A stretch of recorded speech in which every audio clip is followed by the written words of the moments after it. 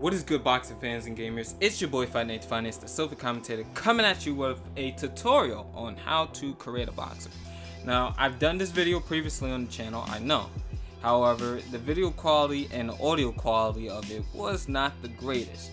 So, in order to try to make up for that failure of the video, I'm redoing it. I'm doing it again. Now, one of the main reasons I'm doing it is actually to promote a Facebook group that I'm part of that is active and about Fight Night Champion. So there's a group called the Truths in Boxing of Fight Night Champion, or FNC, and it's a group filled with sim players who are either looking to improve or want to be in a friendly environment with other people who play the game, as they say, sim. Now, the main reason I'm part of this group is because there's no tryhards, there's no spamming, there's no quote-unquote elites. I'm doing the quote fingers here. There's nobody sidestep uppercut, backstep straight abusing, no wigglers, no damn rope shiners, no runners, none of that. It's a group filled with good people who don't bash each other every time after a game is finished. You're actually in a good community of how the game should be ran. So they do have a couple of rules and stuff in there, like obviously no spamming, a height and reach limit, things of that nature. But it's, like I said, it's a really good group, and I'm part of it, and it's competitive, it's fun, and it's a good place to learn. So if you're looking for a group to join like that and just get away from the stresses of online play, definitely go ahead and join. Link can be found in the description. Now, on to this tutorial. How to create a boxer. Now, believe it or not, I've had this question. You have to go to Boxer Share in order to find the option of where create a boxer is. Now, if you downloaded a boxer from obviously the download boxer section, you'll have to go to edit boxer. If it's your first time ever creating a boxer, go to create a boxer, and you can do whether it's with the webcam or choose a template. Now, I've already made a boxer previously for the middleweight league, and now I'm doing one for the light heavyweight league. So I will go ahead and explain the importance of stats and all that other good stuff and jazz. Now, I've already picked my name, I've already picked my appearance. If you haven't done so and you want to follow along with me when it comes to the other important parts that I think is important when customizing a boxer, go ahead and pause and then come back after you've created everything the way that you like to. Now, reach. What should my reach be at? Your reach should be at something that is comfortable for you. I'm going to say that one more time. There is no magic reach. Please understand that. There is no, this reach is the best, it's secretly OP, it's going to help you land more punches. There is none of that. Your reach has to be something that is comfortable. You can be just as effective with an 88 reach with 6'8" height with a 5'8", 72-inch reach boxer like I have here. Now, like I said, in the league there's some restrictions, but in general, whether it's OWC or whatever the case may be, pick a height and weight, a height and reach that is comfortable for your style. How do I find what I'm comfortable with? Playing, practicing.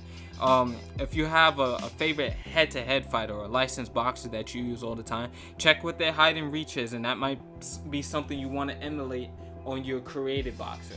Now, I'm comfortable with anything from 5'10", 76-inch reach to a 5'8", 72-inch reach. With the 5'10", 76-inch reach on OWC, I've won 199 wins and 33 losses in lightweight. And even at heavyweight, I've had a really good record of like 200 and something wins and like 40 something losses. So, like I said, even against spammers or against people with much better height or much longer height and reach than you, you can still find, as long as you're comfortable with what it is that you're using and you know the distance for each punch and where it can land, you're good. That's how you determine your height and your reach. Now, accessories. This is important as well, because There's people in this game who do not know how to dress, and I'm being dead serious about this. This is not a joke.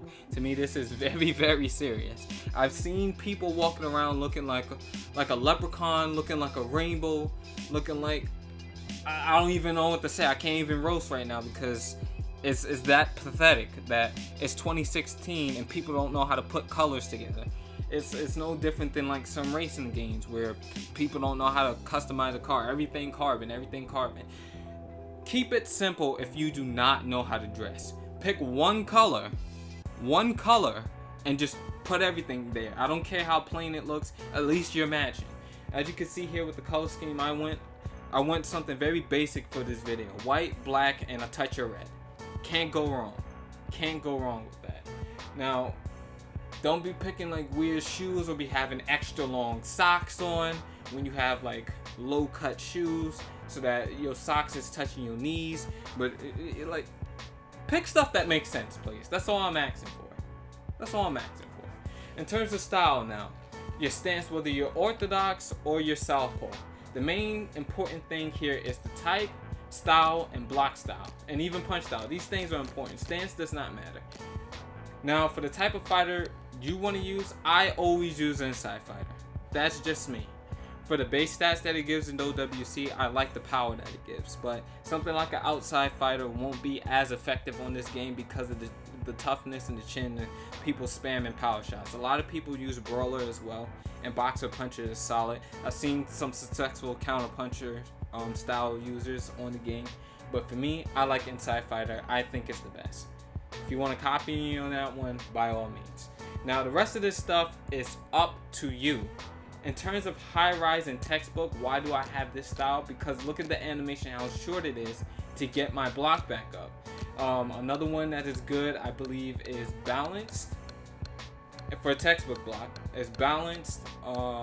Textbook, I don't remember what upright is, but I wouldn't use upright for textbook, but I would use it for Philly shell. Like I said, balance is good. Old school is not bad. Power is not bad either. Those are good styles for textbook block. Once again, power. Peekaboo's not bad either. I don't like peekaboo, but it's not bad. Peekaboo, power, textbook, balance, and high rise. If I miss one, I'm sorry. Now, in terms of Philly shell block, I believe his sniper is good. Upright, like I said, is good. Speed is good. What is steady? Steady's good as well too. Look at that. That's perfect. You can go steady. Sniper's good. Easy's good. Look, like just look at the animation from how the normal stances or the block to how the style is, and I will tell you which one is good. Now, in terms of punch style, you can use anything, and I will say this one more time. It is comfortable to what you like.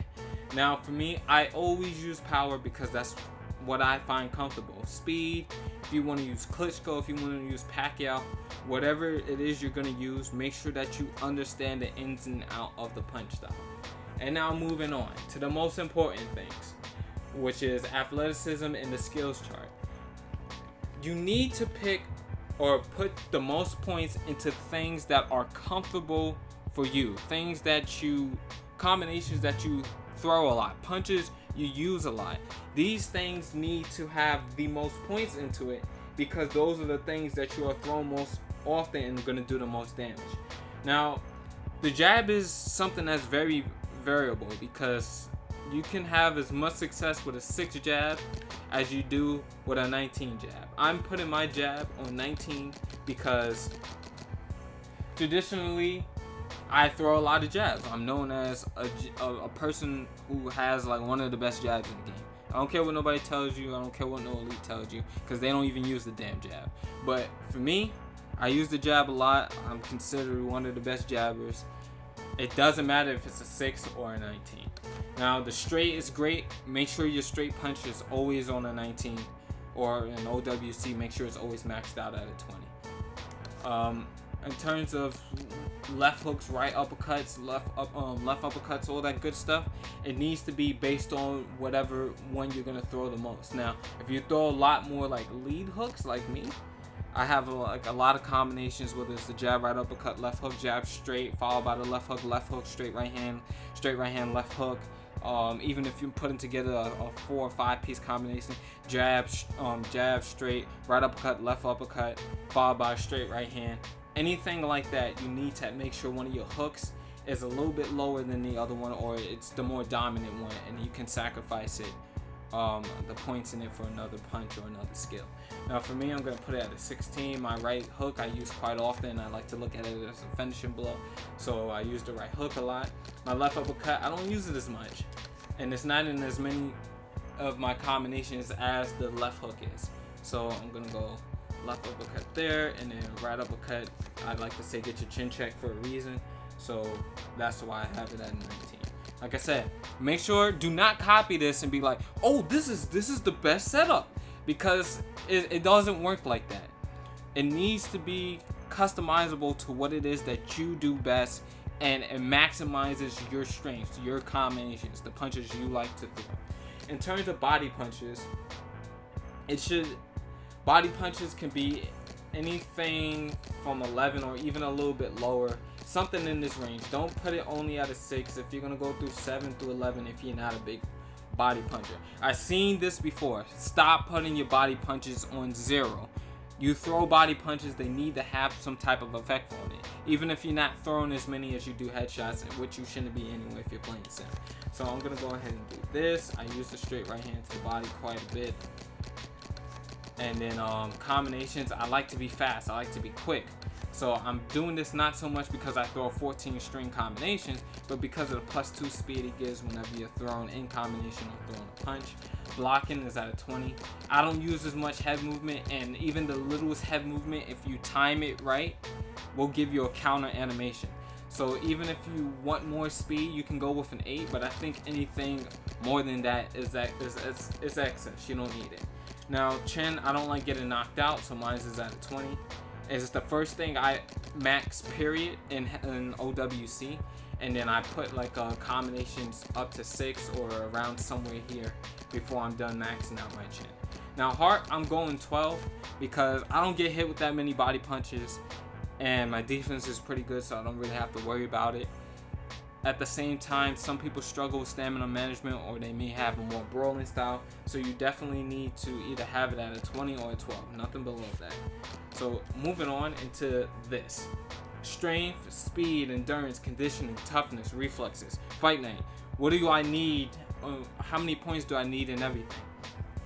If you are a brawler and you're not that accurate with your punches, you need strength that counts, strength that really damages your opponent. So you can have 100 strength if you want that, but you're gonna have to understand that you're giving up points in something, whether it's in your skill chart or it's in your athleticism chart.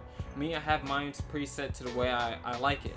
I have 90 endurance and conditioning because I have very good stamina management. But if you're somebody who struggles with stamina management, you might want to go, let's say, less power, and because you're throwing in more in combination more, you have to expect your volume of punches to make up for that. So you might want to go something like this, 100, and then like I said, you're throwing a lot of punches, so maybe you don't need as much strength, and you're not really relying on defense anyway, so you might want to go something like 90 here, and then drop your toughness a little bit, maybe drop your strength, like whatever you have to sacrifice in order to make up to the overall 90 limit. For me, like I said, this works fine. If you're a defensive oriented fighter, you're gonna need more defensive of ratings. So if you get hit a lot, you're gonna need obviously more toughness. So if you like to throw single punches, you need good speed. So you might want to adjust it accordingly based off of that. So I hope this tutorial was helpful for you guys. If it was helpful, if you did find it helpful, go ahead and drop a like on this video. And if you have any questions, leave your thoughts in the comment section, and I'll be sure to get back to you eventually, whether it's a week from now or an hour. Anyway, it's been your boy, Fighting Ace Finest, the Silver Commentator, and I'm off this. Peace!